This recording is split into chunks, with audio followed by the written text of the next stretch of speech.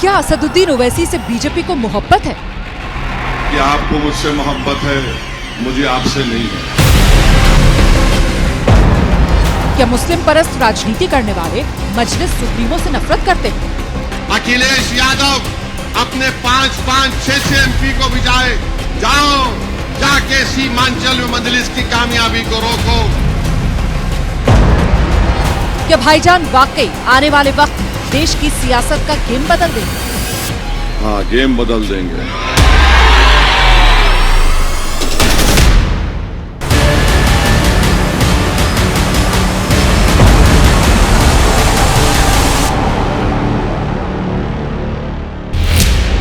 पहले बिहार विधानसभा और फिर महाराष्ट्र निकाय चुनाव में कामयाबी से असदुद्दीन ओवैसी का हौसला 7वें आसमान पर।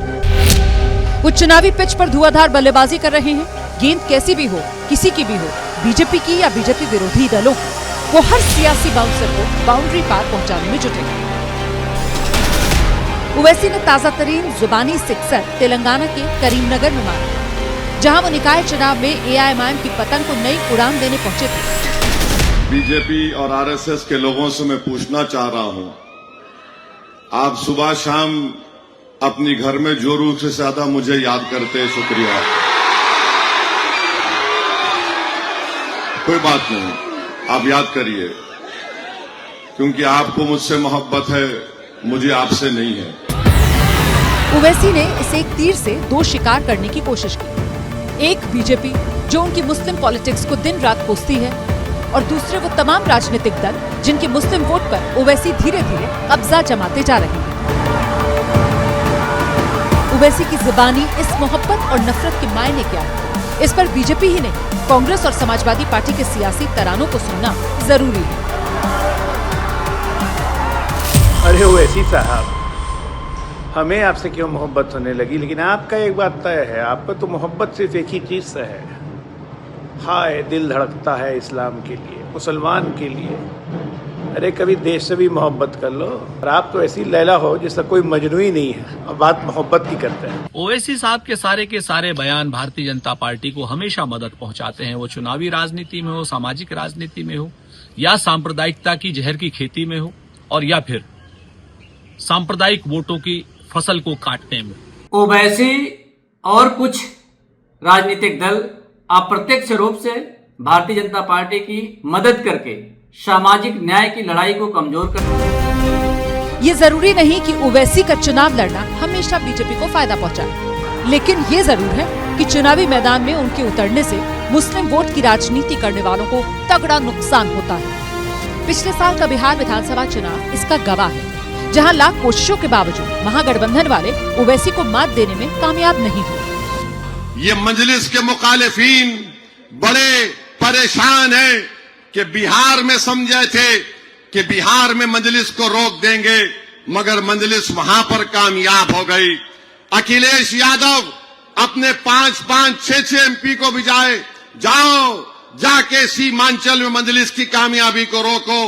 जितना झूठ इल्जामात लगा सकते थे लगाए, मगर नतीजा क्या निकला? 0 निकला। मजलिस कामयाब हो गई। ये सच है, समाजवादी पार्टी ने आरजेडी की अगुवाई वाले महागठबंधन की मदद में इकरा हसन, अफजाल अंसारी समेत अपने मुस्लिम सांसदों की पूरी टोली बिहार के सीमांचल में उतार दी। बावजूद इसके AIMIM सीमांचल की 5 सीटें जीतने में कामयाब रही। ओवैसी ने पूरे बिहार की 28 सीटों पर अपने उम्मीदवार दिए और इन 28 सीटों पर AIMIM को 15% से ज्यादा वोट मिले। इसके बाद महाराष्ट्र के निकाय चुनाव, तो एक बार फिर से ओवैसी ने उन नेताओं के पसीने छुड़ा दिए जो उन्हें बीजेपी की बी टीम बताते नहीं थकते। महाराष्ट्र का इलेक्शन हुआ तो सब बोले नहीं, कुछ नहीं होगा, औरंगाबाद में फुला होगा, औरंगाबाद में ये होगा। मीडिया वाले मेरे को ही बोले औरंगाबाद में क्या होगा, मैंने कहा औरंगाबाद में नानखलिया होगा। नानखलिया खाए कभी? खाए, वो गाढ़ा रहता बड़े का। एक टाइम खाए तो 12 घंटे तक पेट फुल रहता। हम बोले नान खलिया होऊंगा। 33 जीत गए। अपने वोट बैंक को गोलबंद करने का यही अंदाज बयां चुनाव दर चुनाव ओवैसी की कामयाबी की नई इबारत लिख रहा है। महाराष्ट्र की 13 महानगर पालिकाओं में एआईएमआईएम ने कुल 125 सीटें हासिल की। पिछली बार महाराष्ट्र के निकाय चुनाव में एआईएमआईएम को सिर्फ 56 सीटें ही मिली, जिसमें इस बार 123% का उछाल है। पूरे महाराष्ट्र में ओवैसी की पार्टी ने शरद पवार की पार्टी एनसीपी एससीपी की 36 सीटों से करीब 3.5 गुना और राज ठाकरे की पार्टी एमएनएस को मिली 13 सीटों से करीब 10 गुना सीटें ज्यादा हासिल की। महाराष्ट्र के निकाय चुनाव में यूपी की सत्ता के दावेदारों में शुमार समाजवादी पार्टी को जहां सिर्फ 8 सीट नसीब हुई, वहीं बीएसपी को महज 6 सीटें मिली। बात अगर बीएमसी की करें तो यहां ओवैसी की पार्टी को 8 सीटें मिली, जो राज ठाकरे की पार्टी को मिली 6, अजीत पवार की पार्टी को मिली 3, शरद पवार की पार्टी को मिली 1 और अखिलेश यादव की पार्टी को मिली 2 सीटों से ज्यादा है। मुंबई में गए, वहां पर अखिलेश यादव का खर्चा उतारना था। अतीक हमारा बच्चा, 8 कारपोरेटर हैं शिवाजी मानखुर्द में, 6 मंजलिस जीत गई। परेशान एक दलित जीता, 8 कारपोरेटर मुंबई में, और मंजलिस ने किसको लीडर बनाया? अपनी पार्टी का मुंबई के बल्दिया में उबाले साहब को, दलित है वो, उनको बनाया। एआईएमआईएम का चुनाव निशान पतंग है। सहयोग देखिए, मकर संक्रांति के दिन ही महाराष्ट्र में नगर पालिका के लिए मतदान हुए, जिसमें ओवैसी की पतंग ने मुस्लिम वोटों की राजनीति करने वालों की उम्मीदों की डोर बुरी तरह काट दी। इस चुनाव में बीजेपी और महायुति ने जबरदस्त कामयाबी हासिल की। महाराष्ट्र की 29 महानगर पालिकाओं की कुल 2869 सीटों में से बीजेपी को सबसे ज्यादा 1425 सीटें मिली, जबकि बीजेपी की अगुवाई वाली महायुति ने 29 में से 25 महानगर पालिकाओं में बहुमत हासिल किया। बड़ी बात यह है कि इस जीत में भी विरोधियों ने ओवैसी की पार्टी को बड़ा फैक्टर माना है।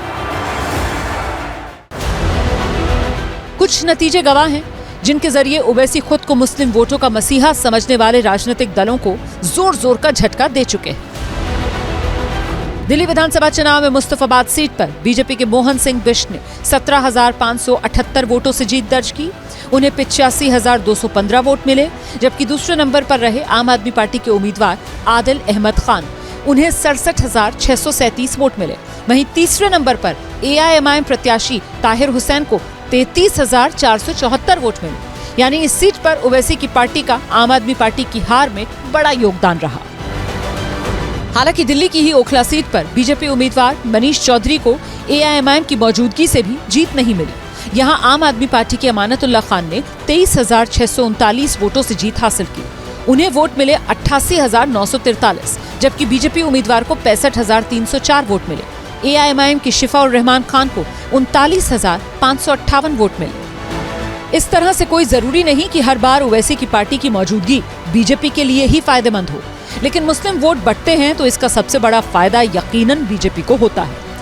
मुस्लिम वोट अगर बढ़ते हैं तो भाजपा को फायदा होगा, लेकिन हमने ये भी देखा है कि मुस्लिम वोट एक तरफा भाजपा के खिलाफ पड़ता है। अब वो किसका उम्मीदवार मजबूत होगा, क्योंकि पिछले विधानसभा चुनाव में भी, लोकसभा चुनाव में भी ये देखा गया है कि एआईएमआईएम के कारण 2-3 सीटों पर समाजवादी पार्टी को हार का, बहुत कम अंतर से हार का सामना करना। अब क्या उत्तर प्रदेश और पश्चिम बंगाल में भी ओवैसी बीजेपी के मददगार बनेंगे? इन दोनों राज्यों के नतीजों पर राजनीति में दिलचस्पी रखने वालों की पैनी नजर रहने वाली है।